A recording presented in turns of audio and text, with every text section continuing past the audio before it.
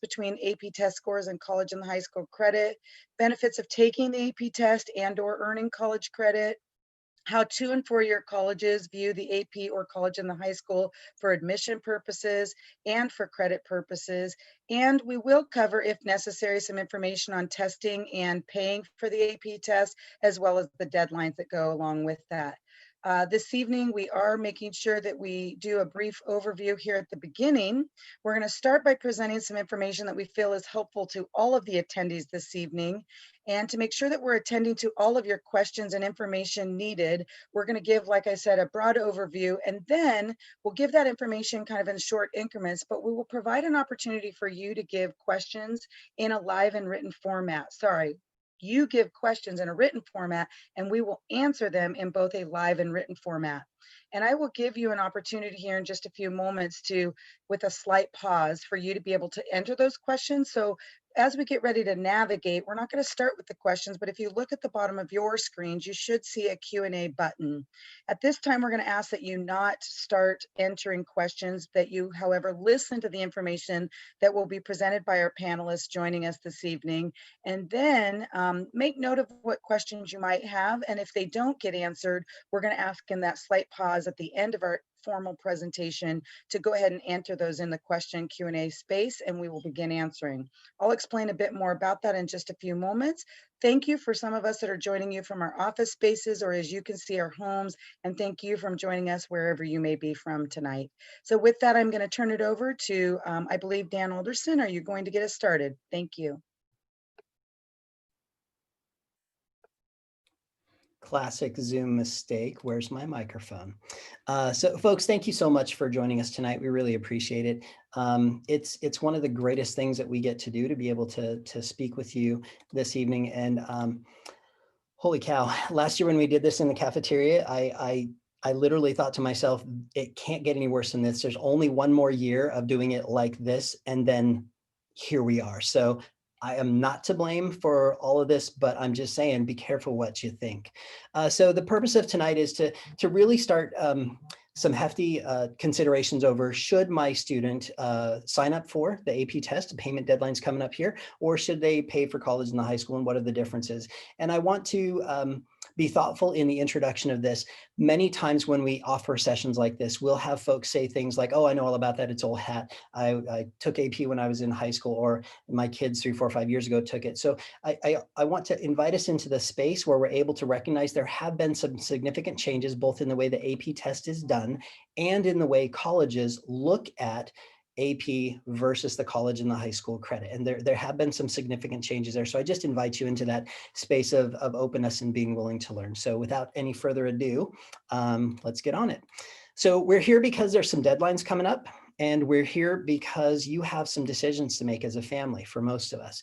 And so in previous years, we used to pay for the AP test about March-ish, February-ish, but this year, not so much. And this was a change last year. You'll see down there in the bottom that the official order deadline, where we have to press the button and say, yes, we're getting this many tests, is November 13th, 2020. And so there's some significant changes to those timelines. But another interesting piece is that it's not just the AP payment that comes out around then. Notice where all of these deadlines are coming crashing down on us at about the same time, and that presents some significant challenges. So we'll be putting, hey, there's a pig on the screen. That matches.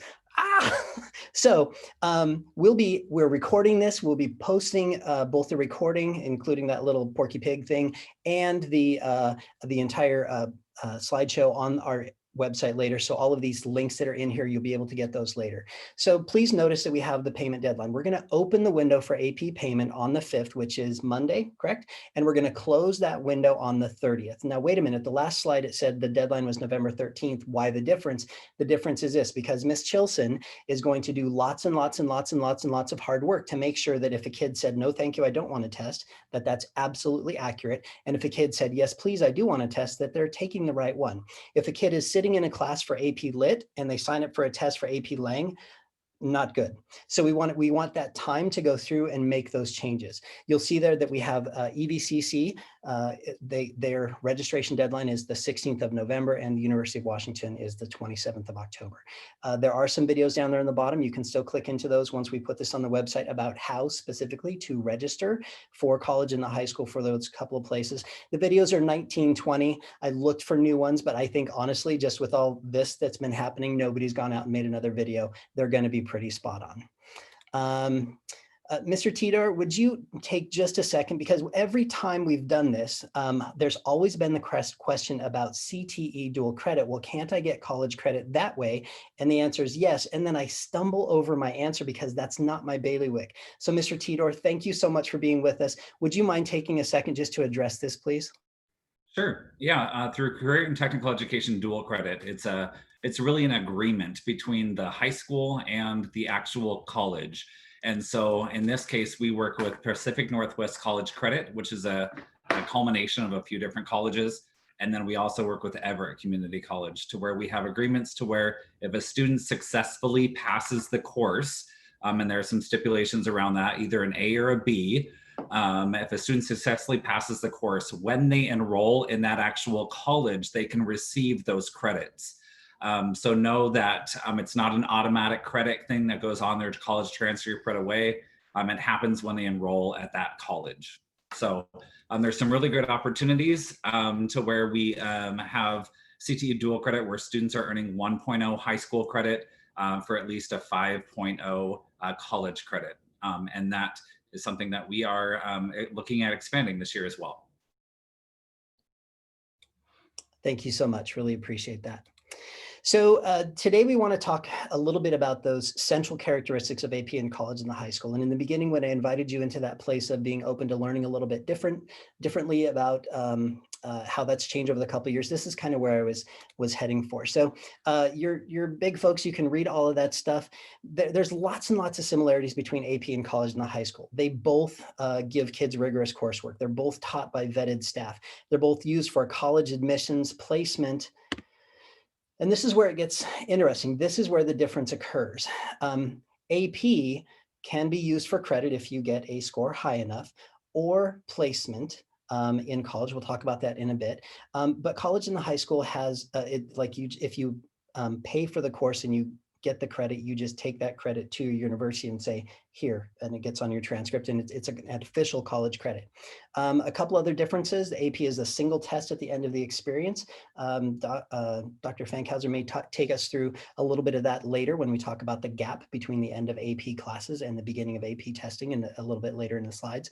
With college and the high school, the end of your course grade is the final. So as a college instructor, your college and the high school teacher, you have earned a B in the course. You get a B transcripted at your Lake Stevens High School, and you get a B on your EVCC or University of Washington transcript. There's also some cost differences there. So we really need to talk about, we need to do some definitions: admission, placement, and credit. So admissions is like that process that a college goes through in trying to figure out who are we going to choose. And AP in college and the high school, they both allow you to distinguish yourself from the others. This was a place that used to be a little bit different. There's a lot of thinking out there that says if I sit in an AP class but don't take the AP test, some folks are going to say, something is wrong with the kid. Something about the kid is broken. That is no longer the case. We have significant evidence to show that that's not the case.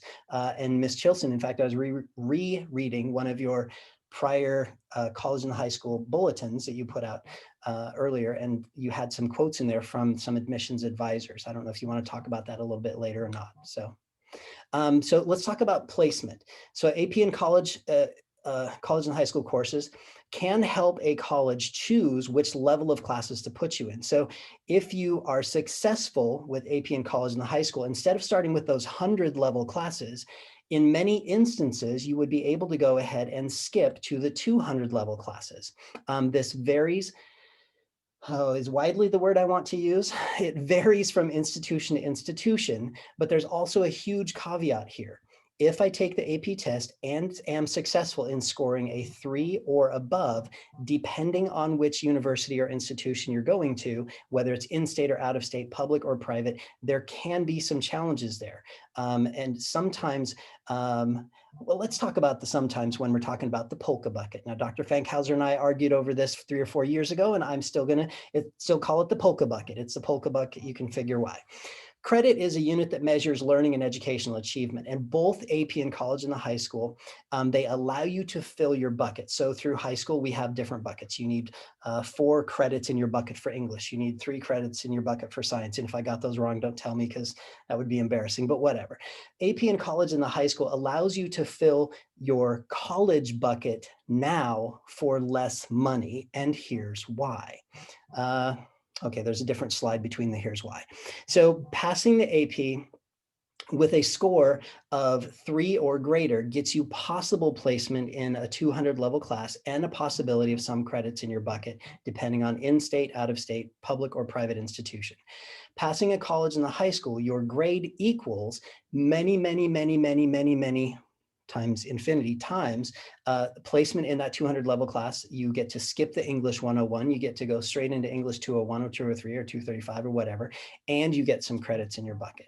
I know I'm going fast. It's because I want lots of time for Q&A. So here's the why it can save you money. So on the left side of the table, you've got some different institutions there. You've got the tuition for a class. I'm not going to lie, I didn't look those up again. Those were a year ago. Sorry, that's on me. But if I take the AP test and I get a 3 or better on the exam, and they give me some credit for that, that's how much money I've saved if the cost of the test is approximately $100. This year it's 95, and there's a $1.50 service fee because we have to do it online. It just is what it is.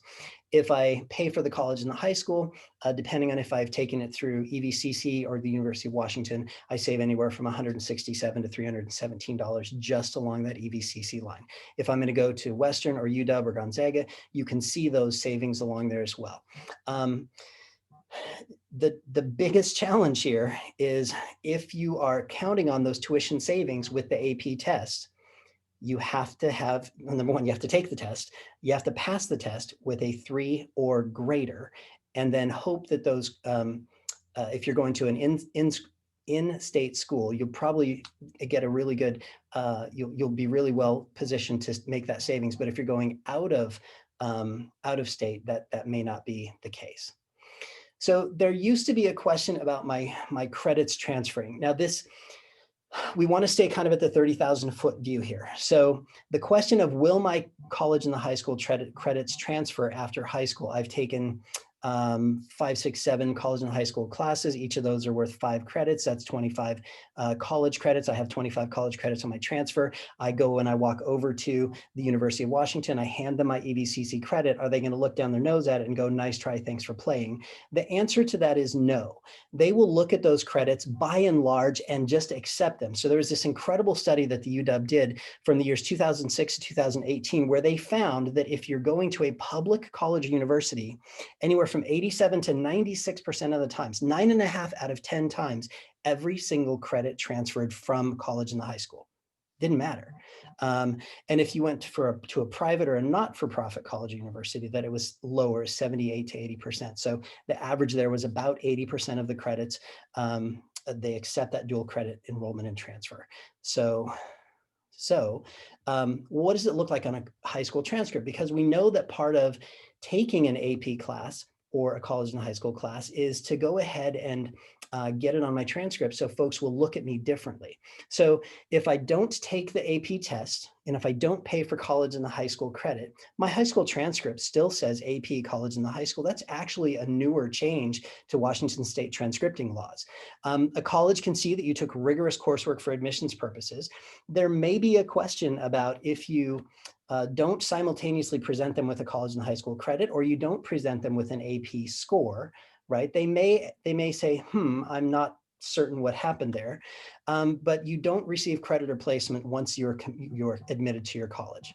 So if I take the AP test, or I pay for the college and high school credit, or I do both, and quite honestly, I have no idea why anyone would do that. But if anybody can think of a really super amazing reason to pay $100 for the AP test and $227 for the EVCC college and high school credit, email me and I'll, if it's a good answer, I'll send you a Snickers bar.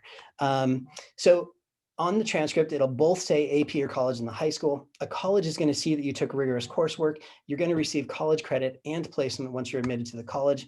And just as a heads up, very few colleges allow for you to double dip. They don't allow you to both fill your bucket with an AP credit and then come with the same college and the high school thing that goes ahead and says this person took the same class. It's going to be either or. But again, Snickers bar for whoever can email me, dan_alderson@lkstevens@wednet.edu with a good reason why you would do both. So let's talk about the timeline. Going fast because I want to give you time for your questions.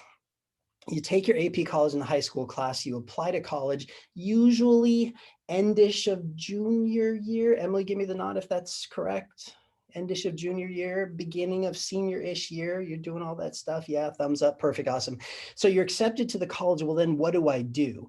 The reason we have this slide in here, because we've had some kids in the past, Michelle did some incredible research with her own college and the high school kids, and they had no clue that, okay, I've paid this money, but what do I do with it? You take that to the university because now you don't have to pay $1,500 to University of XYZ to take something that you've already taken.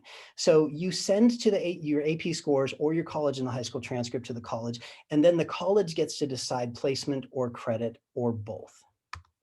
So how do we choose? Ready? Well, it's not so much a rock, paper, scissors, but there is some strategy to it. So this is where we got to talk about the sense. Are you a good test taker? Do you know about yourself that when you sit down in that room or at that computer or whatever it is for the AP test, that you're not going to get the test anxiety and you're like, do you know that you're a good test taker? There are some of you out there, and I hate you all. That's not true. I don't. Like, there are some of you out there, like there just are. You're amazing test takers and you know that's not an issue for you.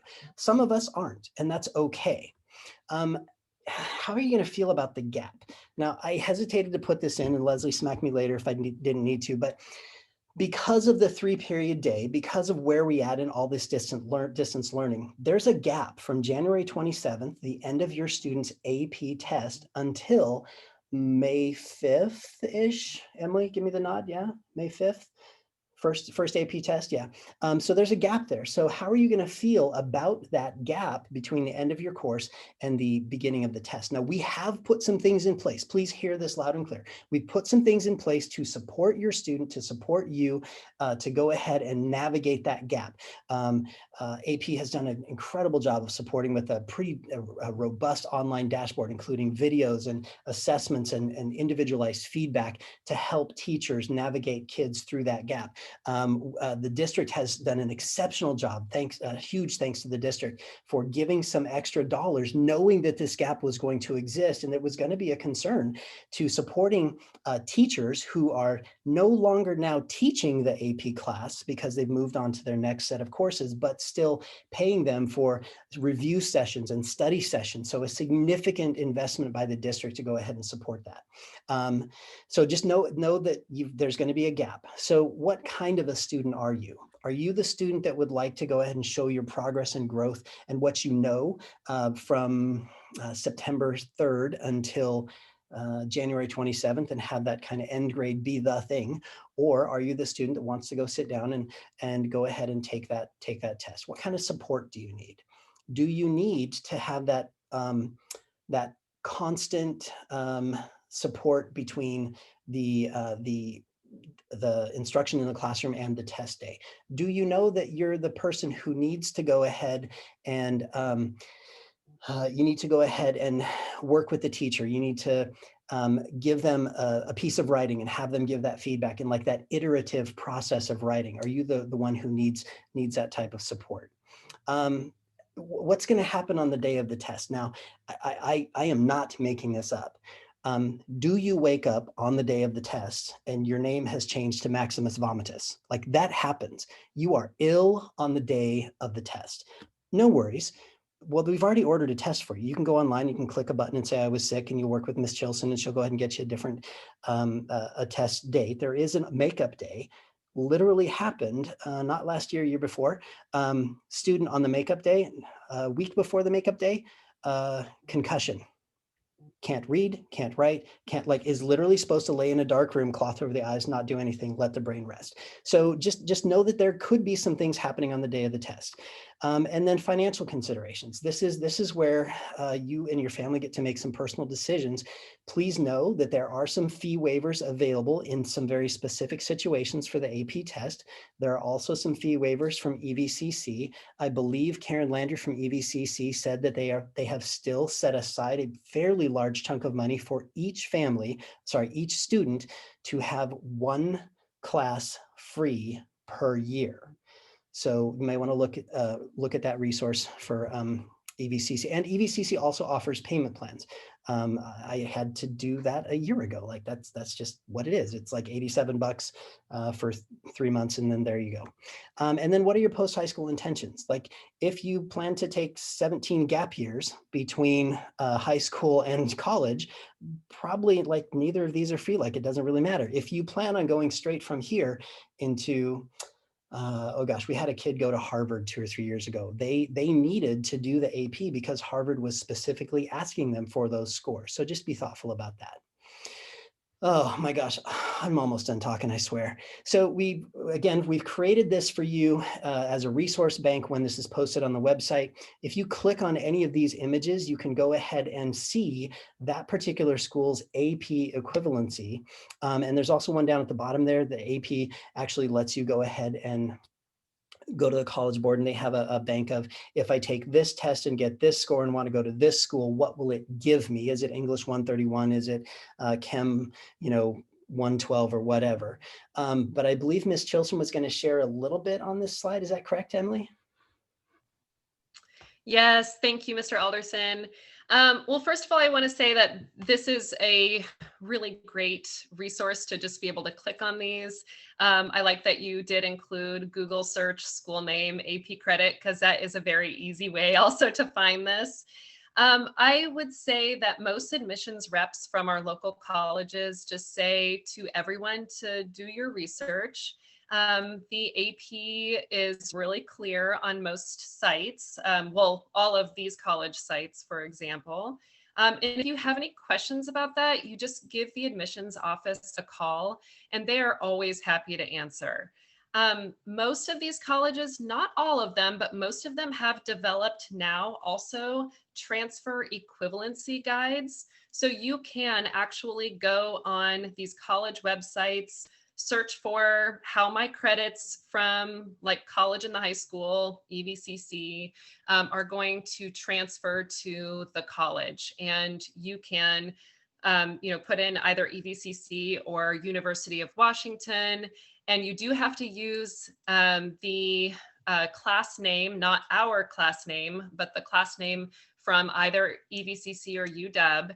And then let's say if you're using Seattle Pacific Universities, for example, it will tell you which classes that SPU will give you, will grant you for that credit, how it will transfer. So more and more colleges have added this. And that just means that if you're considering, if you have like a top 3 colleges that you're looking at or considering, you can plug in your AP classes that you are planning to take and or the college and the high school titles. And then you can find out and compare what are those going to look like if I choose college and the high school, or if I choose to take the AP test. So if you ever need help with that, please contact your counselor, contact me. I'm happy to walk you through that. I've helped students look at out-of-state colleges, not just Washington colleges, to see how their credits will transfer. Another way to get this information is just by calling an admissions representative, and they are usually wonderful to help walk you through it. Now, I can't say for sure that they will tell you what to do, but they will give you information, and then you guys as a family can make that decision together.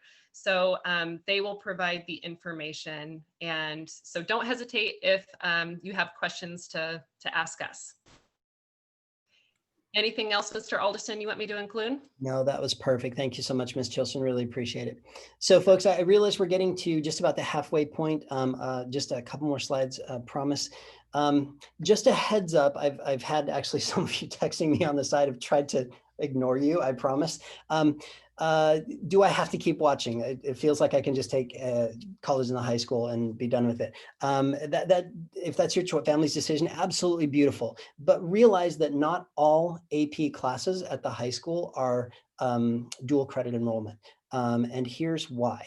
In order for a teacher at the high school to teach an AP course, they have to have a teaching certificate in the content area, be all that thing, go to the college board and say, hey, I would like to do this. They go through some training, they're vetted. Boom, you know, Bob's your uncle, there you go. You're an AP teacher. In order to teach for college and the high school, you actually have to have the same exact qualifications that the college would go ahead and have if they were to hire you to teach that course. Now, here's why that's important. We have some exceptional math teachers who in their undergraduate degree don't have enough math to go get hired as an EVCC instructor, but they've been kicking tail on the AP calc exam forever, right? We have some of those same situations in other classes. So some of you don't have the choice of AP or college in the high school. Some of you do. So just we can talk about those things in a little bit. So whew, I think now is the time for Q&A, but Leslie, I'm going to turn this over to you. Again, don't worry about scribbling this all down. If you know who your counselor is, perfect. We'll have this posted on the website a little bit later. Leslie, I'm going to stop sharing, and looks like we're all here. All right, very good. Thank you, team. Thank you, Dan. We were laughing on the side. For those of you that haven't listened to Dan often, doesn't always talk that fast, but I know he really wanted to get to the point of the evening where he could provide question and answers. So that's where we are this evening at this time. So again, I'm going to draw your attention to the Q&A button, and I'm going to do a moment here to give you a pause, and then I'm going to explain to you how we're going to progress for the rest of the evening. So if you will, look at the Q&A at the bottom, go ahead and enter some questions that you have. We do ask that you enter questions that you think would be good for the benefit of all, but at the same time, we will be going through two different ways of answering the questions tonight. We will answer some of them live, and if there are some that we feel would be specific that we can get back to you, we'll answer them in a written format. But again, our job tonight really is to make sure that you are walking away with an opportunity to ask questions, but also for us to give you as many answers as possible. This is new to some of you. Some of you have been doing this for a while, and you just need some of those little unique things figured out. So if you will, go ahead and answer in the Q&A, or sorry, I keep wanting to let you answer the questions. If you will, go ahead and enter your questions at the bottom, and our panelist team is going to share in those. I will facilitate the evening by reading your question out loud and then letting someone from the team answer. So I'm going to go ahead and get started, and we will start, and you can go ahead and as we go through questions, if you have more, you can answer or enter them. So let's start this evening. Thank you, Elizabeth. What portion of kids typically taking the AP test versus college and the high school? Great question. Dan, go ahead.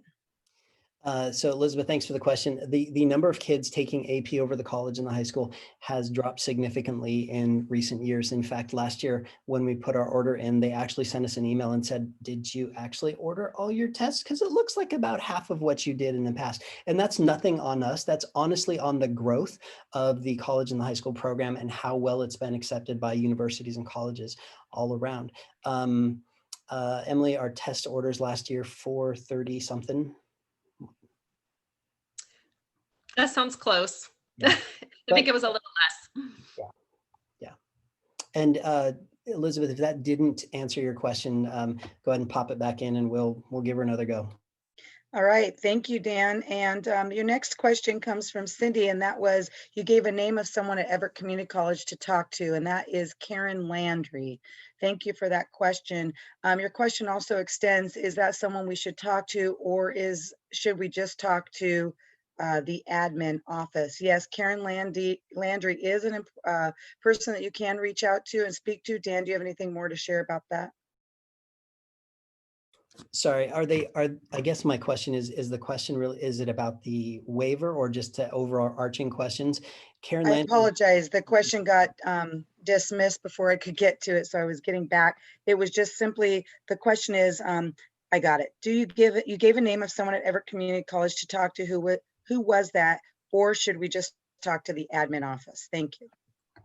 so I'm going to put that in the chat. She is the Okay, and I'm director. gonna, go ahead. She may go ahead and put you off to someone else, but even if you were just to type in Google EVCC college and the high school, they would give you some informational numbers. They are all working just like this, just like we are. So it may take a second or two. All right, and we'll move to the next one. Emily, is the AP Lit also a college and the high school class? AP Lit is not a college and the high school class. It is AP only. Thank you. Next question. How do we know if our child's teacher is vetted for the dual credit option so we can make an informed decision?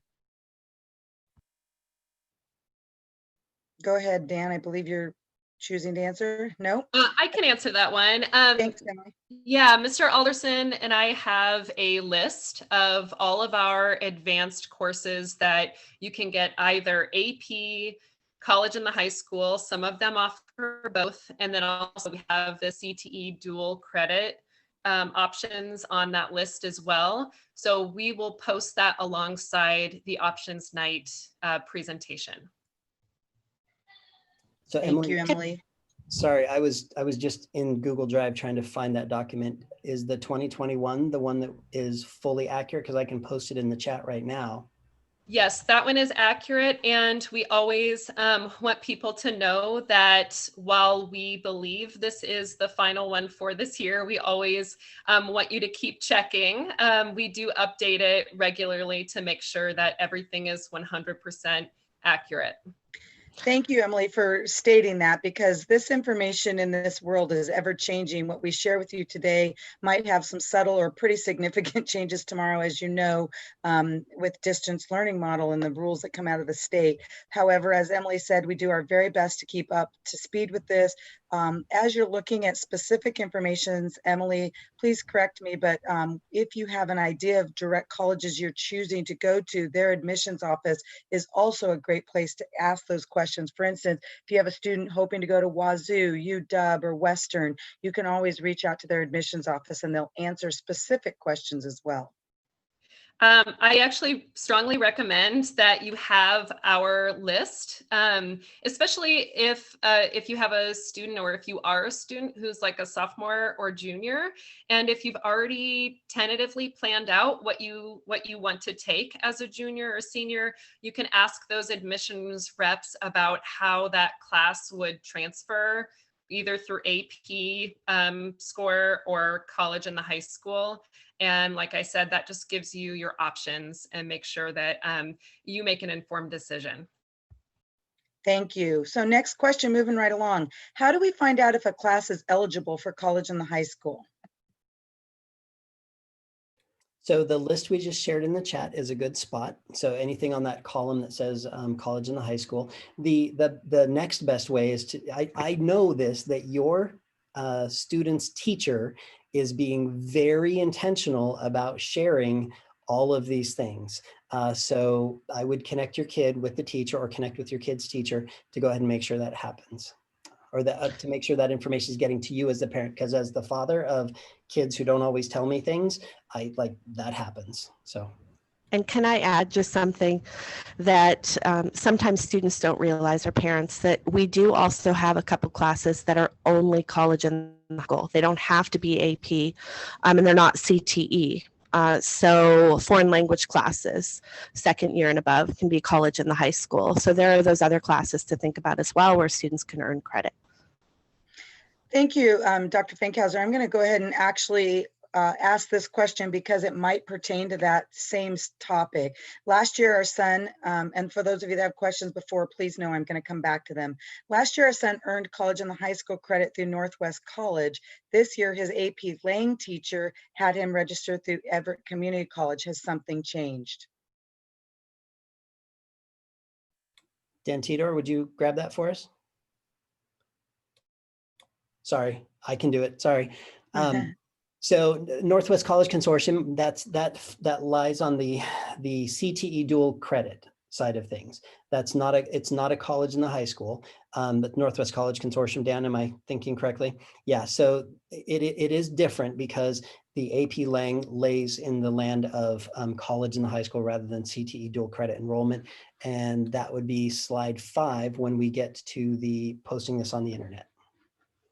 Thank you. And this question is, does the AP exam offer accommodations for students who may be on a 504 plan?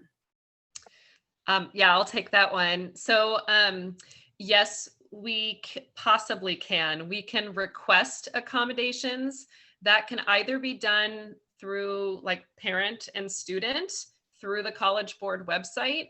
But typically most of our students go through the school to submit. There's some pretty hefty documentation that you have to provide. And often the school can provide some of that. And then parents and students may need to also supplement and help us out to make sure that we have everything that you need that College Board is going to ask for. I will say that they've gotten faster in this process, but we typically say to give it 7 weeks. So we tell people, please tell us that you are interested in requesting 504 accommodations no later than January, the end of January, for AP tests. And then we do help make sure that those students are given those accommodations. Thank you, Emily. Next question. For those who unfortunately had to join late, what key resources should we look to? First and foremost, you heard Dan mention that we are taping this evening and we will put this on our website. There's also some documents that Dan has linked into the chat that you might want to gain access to, but we also put these valuable resources on our website. Emily or Dan, do you have anything to speak to other than that? I'd actually just like to give a shout out to your Lake Stevens High School counselors. They will be a great resource for you and pointing you in the right direction. That's I would agree. And Emily, as she said earlier, is more than welcome or willing to answer or start with your questions. But if you want to work with your direct counselor, that's absolutely a great place as well. They are all experts in this. And if we don't know the answer, we always work to find it. So thank you for that. Next question, should you register for college in the high school class, even though one of the AP classes may not be taken until second semester? Possibly a little bit of a misunderstanding there. All AP classes, we were intentional about creating the schedule this way this year. Every single AP class is bundled into first quarter, so the first 9 weeks, and to second quarter, the second 9 weeks. That means every single AP class happens between September 2nd, 3rd, and January 27th. So yeah. So Dan, maybe speak to the fact that in case it's confusing, one of our UW English classes is in the second half of the year. And so that would not be an AP class. That is a college and the high school, specifically with the University of Washington. So it's possibly, Kim, if we did not get that answer correct for you, please let us know and email one of us so that we can make sure we get that specific or put it back in the chat. I'm going to move along to make sure that we get to your questions. What is the benefit of college and the high school at EVCC versus UW? I'll take that one. It's not really a one versus the other thing. They're complementary. So we have 2 UW classes. We offer UW Psych and UW English Psychology. We don't have an EVCC version of UW Psychology. UW English comes senior year. So if you take the advanced course sequence in English, you take AP Lang as a sophomore, AP Lit as a junior, and UW English as a senior. So they're really kind of complementary and build on each other. So it's not really an either or. If you're a student running through that sequence, you would take all of them, and they're all great. I'm going to ask the next question, and then there'll be 3 questions after that I'm going to kind of lump together. But the first one is, how do letter grades transfer to the 4.0 system? For example, is an A 4.0 or a 3.7 at Everett Community College? I'll answer that one too. I cannot tell you off the top of my head what the kind of translation metric is at EVCC. I cannot remember. Actually, I believe that EVCC is letter grades. At UW, we have this, basically this translation document that tells us what our grades at LSHS translate to on the 4.0 scale, and we use that to make the translation between the 2 grades. So I just wanted to add one more thing about grades that isn't 100% related to the question, so forgive me. Just wanted to make sure that we say at some point in this webinar that whatever grade you get in a college and the high school class, please don't forget that that grade does go on your college transcript and does factor into your GPA. AP, when it goes on your transcript, typically just looks like a class is granted or waived. There's not a specific grade attached. So just want to make sure that that is clear to everyone, that if you're taking if you sign up for college in the high school, that's going to be factored into your GPA. Thank you both. And these next 3 questions I'm going to read together, but we'll answer them separately. It really is some individualized needs here. So aside from the cost, are there any disadvantages to taking college in the high school versus AP? Actually, I'll pause on that one because I'm going to let the next 2 in a moment. Any disadvantages? So the only one that I can think of is, like I mentioned earlier, is the student who was going to Harvard, had planned that out from a young age and carried through and had the wherewithal to do it. Harvard was very specific about wanting the student to not only take as many AP classes as that person could, but also to take all of the AP tests associated with it. The interesting point, though, is that when that student tried to take all of those AP scores to get credits from Harvard, they were like, no, thank you. We'd like for you to pay for full tuition for all your 100 level classes and above. So what's the word when it's a certainty, like never always, those words, come on. And this is being recorded too. Never always, you don't want to say those. So there's always the gray area in between. I'm going to remember that at 2 in the morning. It's going to wake me out of sleep.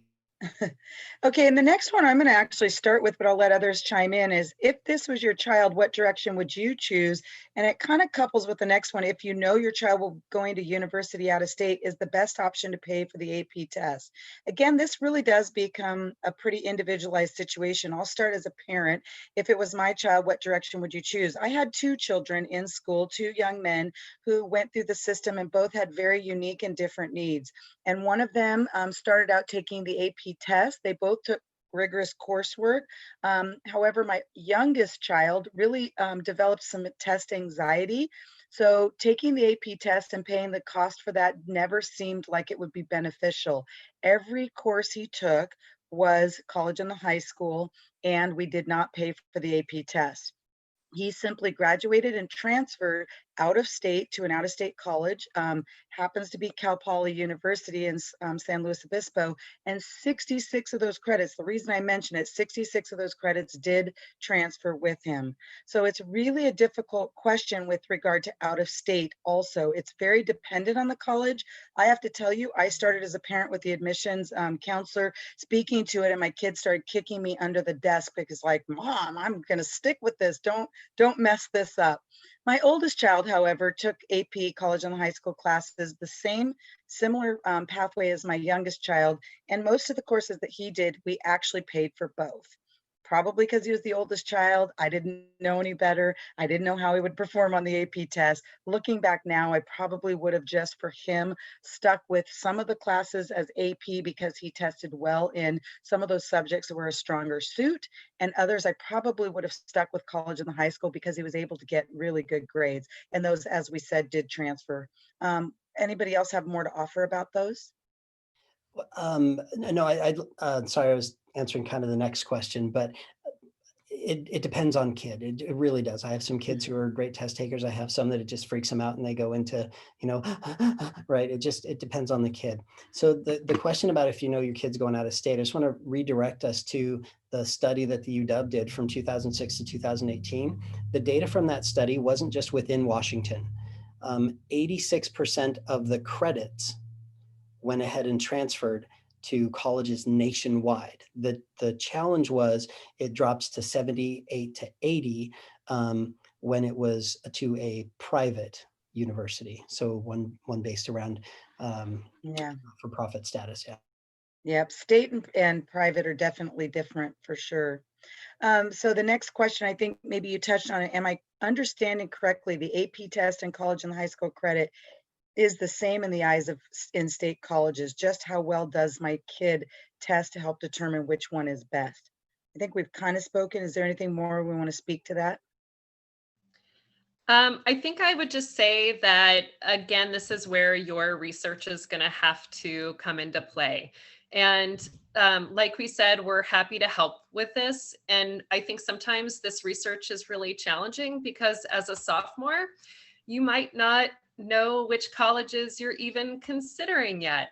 And so sometimes it may be helpful if we sit down or, over Google Meet or whatever it is. And if we just look at a handful, if we just look up 3 or 4 colleges, just to kind of give you a rough idea of how this would transfer AP versus college in the high school, to give you some idea. So I think that would also be really helpful. Conversations with admissions reps would also be super helpful to you and or your student. It gets them comfortable talking to admissions reps, which we hope they get that way anyway if they're wanting to go to a 4-year university. But they will tell you that any credits that you can bring in is helpful, even if it's only going to transfer as an elective credit. That's still going to count for something, typically for every student. But they will tell you it depends on the major in some circumstances. So how that credit is going to help that student may depend on what they're going to major in. And so that's an important question to do some research on also. And again, we don't expect every single student to have their majors planned and figured out. So just asking those questions, what types of majors would that help? Just gathering that information. We're happy to help with that because it can feel super overwhelming. But I think if we go through a few examples, you'll get really good at it. Emily, thank you so much, because that's really important. And I really want to reach out to our sophomore families and recognizing that you don't always know. My sophomore son was not exactly sure what college he wanted to go. He had his dreams and his aspirations. He also didn't necessarily know what he wanted to major in. I think you make a very valid and significant point, Emily, and that is that these things do help when it comes to acceptance rates at colleges. So I do want to again reiterate that working with your high school counselor and being able to maybe ask those questions or dabble in a little bit and reaching out to different colleges and finding out how things may or may not transfer. I think each of our children have some dreams as to where they want to go. So it's good to be able to kind of look and experiment and explore.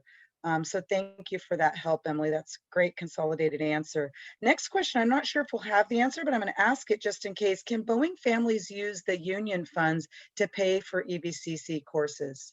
It looks like, Michelle, do you have an answer to that or no? Anybody? I'm not certain. I would suppose that it'd be important to ask Boeing that directly. I don't know why it couldn't, but I don't know enough about their union funds. So my apologies for us not having that answer. So the deadline for to register and pay for college and high school is November 30th, question mark. Dan?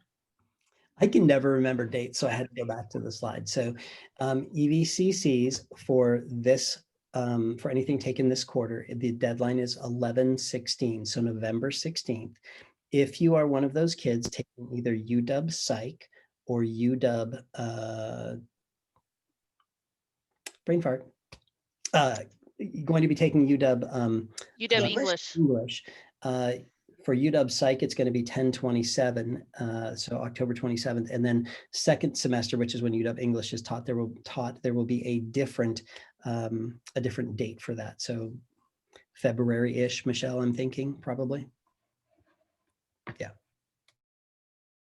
Okay, so how do we know the college and the high school course name and number for EBCC or UW? I can answer that Oh, one. go ahead, Emily.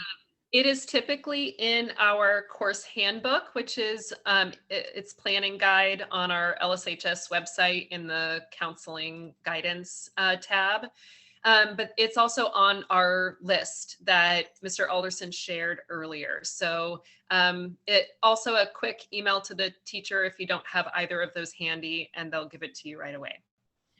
It's also appropriate, Emily, that when you're on Everett Community College, it will not allow you to register for courses that we don't offer. But sometimes when you get in there, the course menu can be a bit confusing. But just so you know, when you get into the EBCC website, I don't know specifically for UW. Michelle, do you have anything more to add to that?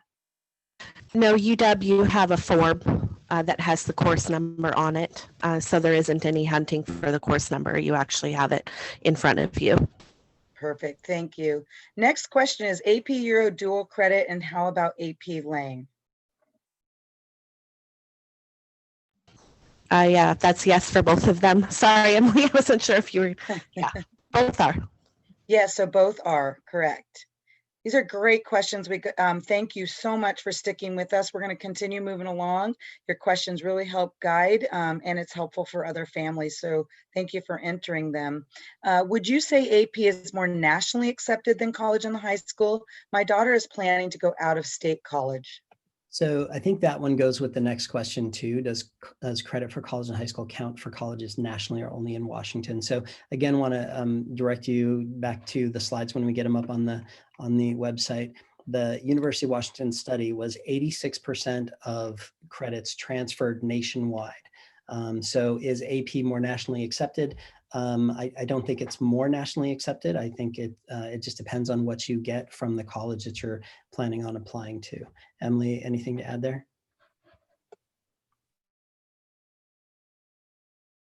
Okay, so the next question, and you may need to reach out to your counselor on this one just to be really specific, but Emily, I'm anticipating that you'll have an answer. If a student took an AP class junior year that was not college and high school, but say 2 years later, that class was changed to college and high school, will colleges accept it for the person who took it when it was not? I think the difficulty on this one is it's dependent on the class and it's dependent on who was teaching at the time, but I'm gonna let Emily speak to that. Yeah, unfortunately, that it will not typically count as college in the high school. So we do make changes every year, and sometimes, mid-year. That's pretty unusual, but just so you know, unfortunately, that would not work for someone who took the course 2 years ago when it did not count. And sometimes that's specific to the instructor that was teaching it was not at that time vetted or approved. So that is one of the main reasons. One of the things we like to say is that we always like to give rigorous coursework, which provides access. But unfortunately, in this case, it didn't qualify probably for college and the high school. Sorry, Emily, I think I cut you off. Oh, no, that's okay. I just didn't know. Could I go ahead and answer the one about impacting Running Start? Because I think that is important, since a lot of students, maybe as sophomores or juniors, are taking college in the high school or AP options. I guess I just want you to work closely with your counselor on that and make sure that if a student does decide to go to EBCC for Running Start, that you are reminding your counselor if you're in an AP course or have taken an AP course. So for example, if a student is taking AP Lang as a sophomore, well, that can count as English 101. So when you go, let's say that student signs up for Running Start as a junior, we want to make sure that you are actually signing up for the next English class, not English 101, and repeating the same credit. So I hope that makes sense. So just to avoid potentially repeating, just work closely with us. But we encourage you to do college in the high school where you can. And if your student decides to go the Running Start route, that's also another great way to get college credits as a high schooler. So both are wonderful options for students. Thank you, Emily. And I just wanted to acknowledge that we're at 7:27, but we're happy. We have some people participant-wise starting to drop off. We do have about 13 questions. I'm going to ask the panelists to take a quick glance at what those questions are and see if there's any that we could for sure get back to in a written format. But folks, we're willing to stay on and answer them. So if you've put in a question and you're still with us, please know that we're not going to rush in the sense that we have anywhere big and exciting to go tonight, but want to make sure that we get to your questions. And it does look like we have about 13 of those left. So I'm going to go ahead and keep going, but if there's some that we can type the answer to make sure families and students have those answers, then please do so.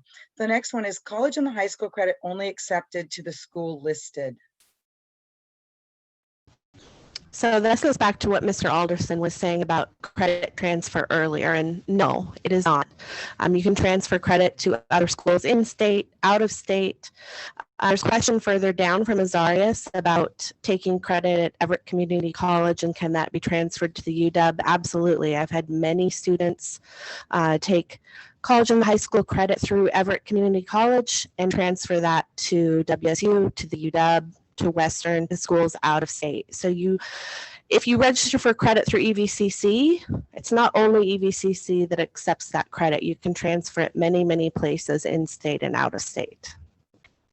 Okay, so when will the practice test be made available, Dan? So Caleb, the best place to go ahead and get those practice tests is through My AP Classroom, which your teacher has begged and begged and begged and begged your student to sign up on. That's the online platform that the College Board designed last year, 2 years ago, but they've really made it robust. So there's lots of practice exams on there. If your student's teacher isn't yet ready to release those, have your student have a conversation with the teacher and explain why that might be appropriate for them, but maybe not for others. The other place you could go is, I'm going to pop it in the chat. You could go there and then scroll down to your particular course, click into the course, and then there should be some practice exams there. They're going to be super general. You can get to released items there as well. And I'm going to go ahead and ask these questions. I know this is a really difficult place. I remember navigating this as a parent myself. Besides the gap between the class and the AP test, what is the biggest reason to choose college and the high school instead of AP? Or is there any disadvantage other than cost to taking college in the high school versus AP? Folks, I know it's really hard because we want direct and specific answers. I'm going to let us speak to that a little bit, but I think it is just really individualized and sometimes very specific to the class, specific to the college you think your child might attend, specific to your student. Like I said, my student found some difficulty with testing, so we went with college and the high school. Sorry for the work phone ringing at 7:30 at night. So Dan or anyone, do you want to help answer, besides the gap, the class and the AP test, what is the biggest reason to choose? I think it's a difficult one, college and the high school instead of AP. I'll answer that as a parent. So I've, as a parent of a daughter who graduated from Arlington High School last June, for me, the biggest advantage of paying for college and the high school credit for her is financial. She graduated with all but 25 credits left to go in her AA degree. And so she's finishing those right now at Everett Community College. And then she will transfer next year to a 4-year school, but she'll have 2 years of college already done and paid for at a drastically lower cost than we would have paid at the UW or WSU or one of these other schools. So for us, that financial consideration was really important. And you know what, Dr. Finkhauser, I appreciate that, because on the flip side, financial is absolutely important. My youngest child that I've spoken about this evening, however, was also a young senior. He didn't turn 18 till June of his graduating year. So while you heard from Michelle about the advantage for her daughter, on the flip side, this is what makes it individual. If I had had my son be able to finish earlier in his community college experience, that may not have been the best pathway for him. So again, it doesn't make one better over the other. As you heard from her perspective, from a parent, it was what was best. My oldest son, however, did decide to graduate from high school, became an athlete or was an athlete, and chose to play in community college. And therefore, he was able to complete his AA, just like Michelle's daughter, the freshman year of his experience at Everett Community College, and then proceeded to come and tell me that he was going to stay his second year at the community college because he was going to play baseball. And I said, who stays at a community college when they have their 2-year degree? And he says, I do. I'm going to get a different degree in an AA. So again, this is where we can laugh and have fun with you. It really is specific to your experience. Again, is there any disadvantage other than cost to taking college and high school versus AP? I think the biggest thing is knowing whether it transfers. I don't know if you'd say anything more about that. I was just going to add one more thing, and it's a little bit off topic, sorry. But I had students last year who were able to use the waiver for the AP exams because they qualified, and students who qualify again this year will pay $0 for AP exams. And for perhaps a family who may not be able to afford those college and the high school costs, you know, there is some help available for either college and the high school for AP. But since that student got to take 4 or 5, I can't remember, AP tests because they qualified for waivers on those, you know, just to say that that is an advantage for some families, some students. Thank you, Emily. That's another good perspective. And again, just really reiterates how important it is to kind of be able to do this on a case-by-case basis. Next question, how do we know the college and the high school course name and number for EVCC and UW? Quickly, I think we spoke to that, but it's in the documentation that we've provided, and it's also in the slides that we'll be posting on the website. And your student's teacher has that information for you as well. You're not going to go into that blind. You'll be okay. Okay, how do colleges view AP tests that are scored low on if the class only offers an AP test, but they're concerned about the gap of time? Great question. Yeah, I hear you. So Winston, remember that in order for a college to get your AP score, you have to request the college board to send it to them. So quite honestly, brother, if you take that AP test and it's just a terrible day for you, and you score a 1 on it, like you could barely write your own name, don't have the college board send it to that college. And it's, yeah, so I wouldn't worry about that. You know, you get to make that choice. And here's another great question. Is it possible that a college and the high school class can also be an AP class? Yes. Or are they mutually exclusive and distinctly different pathways? Is it possible to take a college and the high school class and test out with AP or vice versa?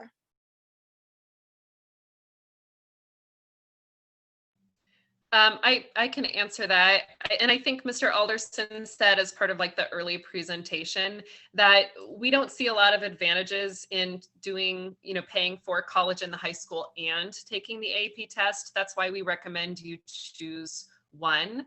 But certainly I know some students who did in previous years, and part of it was they wanted to see how they would do on that test. And I think some teachers would argue that taking an AP test is similar in some ways to practicing for sitting exams like the SAT or ACT. However, those are also something that is not being looked at for the class of 2021 for most colleges. So we'll see how colleges are viewing or if they are considering SAT scores in the future. That's quite honestly a big question mark right now. Great. What if your student is an AP class but wanted to go the college and high school route? What should they do? And did you say earlier that it's okay in the college admissions eyes not to take the test in the end? It is okay to not take the test in the end. Go ahead, Dan, and speak to that though. Yeah, so Kristen, we have to remember that the college and the high school is only an option for classes that have an instructor who's been approved by EVCC or the UW to go ahead and offer it as college and the high school. So once it's, where'd the question go? Oh. Oops, sorry. I dismissed it. Yeah, it's okay. So if it's available as college and the high school, how you take that route is you pay the 227 or whatever it is for EVCC, 370 for UW, you pay that, and then you don't pay for the AP test. And when the AP test comes, your kid kicks back and sends cool Snapchats to the kids who are sitting in the AP test room taking it. Very good. How do college, nope, we already answered that one. My child has college and high school classes, pre-calc and Spanish 3, second semester. Do we sign up for them now and pay for them, or later when second semester rolls around? I happen to have a sticky on my desk that answers that question. So Nice. if it's a second semester college and the high school class, because of the way we're doing our 3-period day and our quarter system instead of semesters, Karen Landry has worked a couple of different enrollments. So March 1st is when your student would go ahead and apply for admission. And then March 22nd is going to be the payment deadline for second half of the year courses. Great, and I can believe that answers your question as well. And then the next question is, how do colleges view, oh, nope, we've already answered that, Dan. You can go ahead and dismiss that one. And then it looks like we're at our final question, but I'm gonna make sure and give you just a couple minutes to make sure there's not anything we've missed. This one is not AP, college and the high school related, but is Running Start a viable option for students who are going to school out of state? Do those credits transfer over easily? We were told that Running Start doesn't look good as for out of state as AP. I can attempt to answer that one. I think it really just depends on the college that you're looking at out of state, whether or not, and trust me, college and the high school, or if it's through Running Start, you know, they are the same courses typically. If I mean, I guess it depends on what they sign up for as a Running Start student, but whether it's college and the high school or a Running Start class, it's still EVCC credits on an EVCC transcript. I would say that I would just contact the colleges that you are interested in.